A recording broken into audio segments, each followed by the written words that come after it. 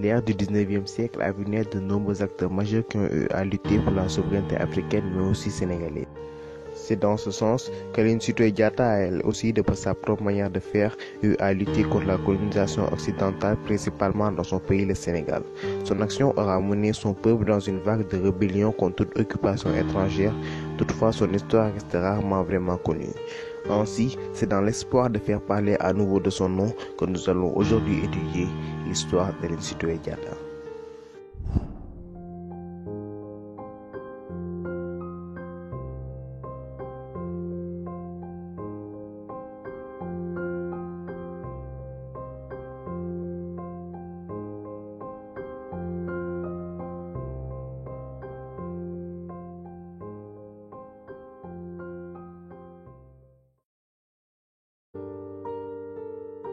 Aline Sitoé Diatta serait née entre 1910 et 1920 à Cap-Brousse en Casamance, une région du sud du Sénégal qui était à l'époque une des nombreuses colonies françaises au sein de l'Afrique occidentale.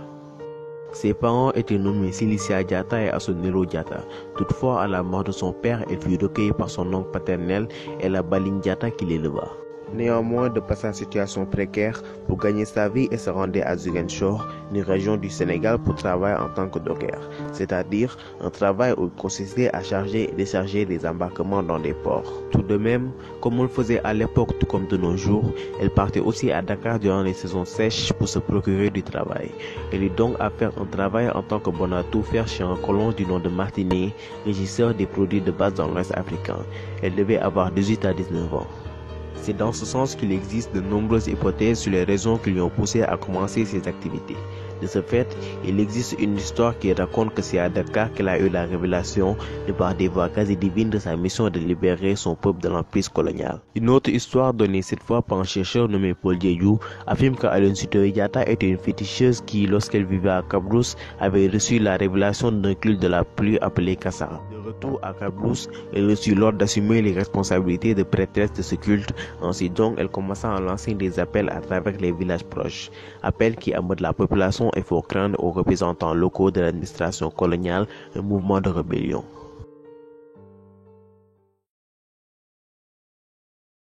La seule chose dont nous sommes sûrs est le fait que son action commença d'abord en entraînant la population dans un mouvement de désobéissance civile. À l'exemple de Gandhi en Inde, le refus de toute autorité coloniale était à l'époque un excellent moyen de lutter contre celle-ci. Ainsi donc, elle demanda à son peuple le refus catégorique de toute activité imposée par le colon. En passant par le refus de payer l'impôt en espèces ou en nature, de par le rejet de la culture d'arachide au détriment de celle du riz, encore le recrutement et l'enrôlement de forces militaires pour préparer la guerre, et s'est automatiquement imposé comme une barrière face à toutes les exigences du colon et engagea ainsi donc son peuple sur le chemin de la résistance. En outre, elle disait aussi être porteuse d'un message divin qui consistait en retour aux sources. Les traditions régionales n'étaient pas à délaisser au profit des exigences métropoles selon elle. Elle fut aussi désignée comme une faiseuse de miracles. En guérissant des malades ou encore en faisant tomber la pluie, elle était pour un si grand nombre de Casamancés une messagère et une libératrice pour la région de la Casamance. Son nom s'est répandu dans toute cette région. De nombreuses délégations villageoises irent à se rendre à Cap-Brousse pour la rencontrer. De ce fait, l'audience de la prophétresse ne cessa de croître, car en plus des différentes miracles qu'on lui attribuait, son message de respect pour les traditions touchait tous les groupes ethniques, quelles que soient leurs pratiques religieuses. C'est dans ce sens que, comme l'ancien roi de la Casamance étant mort et son successeur ne pouvait être qu'une personne douée de pouvoirs surnaturels, on pria Aline Sitoé Diatta d'assumer la charge. Elle fut ainsi donc sacrée reine de la Cap-Brousse.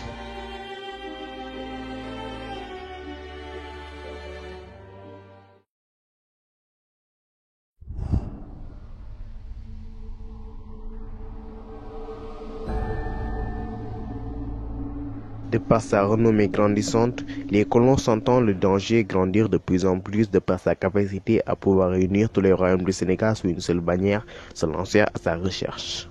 C'est dans ce sens que l'administration coloniale décréta qu'elle était une rebelle et insoumise, et qu'elle prônait une insurrection rampante. Il ajoutait aussi qu'elle s'opposait à la France et qu'elle était une menace à abattre. C'est ainsi donc que les soldats arrivèrent un jour où elle était en règle menstruelle à Cap-Brousse.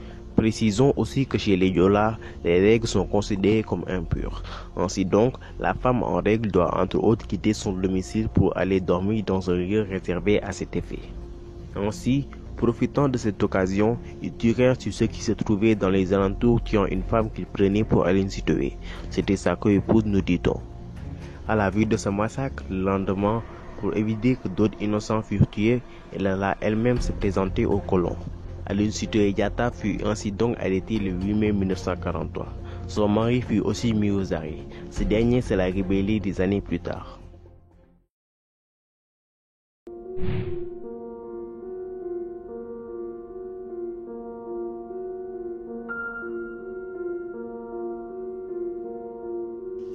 Toutefois, pour la reine de Cabrousse, elle alla d'une prison à l'autre au Sénégal et en Gambie pour finalement être déportée à Tombouctou. Connaissant la haine que démontrait l'empire colonial en sa personne, elle a dû probablement succomber aux brimades, aux tortures, tout comme aux privations de nourriture et au refus de la soigner lorsqu'elle tombait malade. Ainsi donc, ayant souffert le martyre dans l'unique objectif de sauver son peuple, Aline Sitoé Diatta mourra à Tombouctou au Mali en 1944 sous les différentes actions de l'empire colonial à l'âge de 24 ans.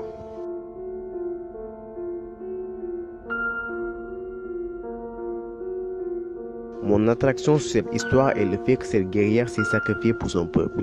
Aline Sitoé Diatta avait les moyens de réunir les royaumes africains. De par ses actions, elle était que le porte-étendard d'un Sénégal en plein réveil. Ainsi donc, nous ne pouvons que nous demander quel aurait été son impact si elle était toujours vivante, mais aussi quel héritage nous a-t-elle laissé. De par des héritages matériels, nous pouvons noter le stade Aline Sitoé Diatta de Ziguinchor ou le campus social Aline Sitoé Diatta à l'université Cheikh Anta Diop de Dakar, tout comme le ferry portant son nom reliant Dakar à Ziguinchor. Toutefois, l'héritage majeur que nous lègue serait spirituel. En effet, l'action d'Aline Sitoé Diatta nous pousse à nous rebeller contre toute autorité illégitime. De plus, sa philosophie n'appelle pas seulement à un retour aux coutumes ancestrales, mais introduit aussi des notions d'égalité entre les hommes et les femmes, jusque-là peu présentes dans le discours politique.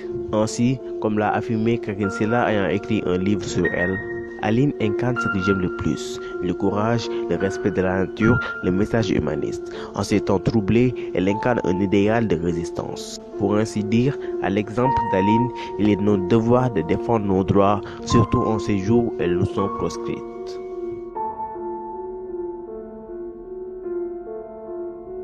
Ainsi donc, c'est par cette belle manière que se termine cette histoire.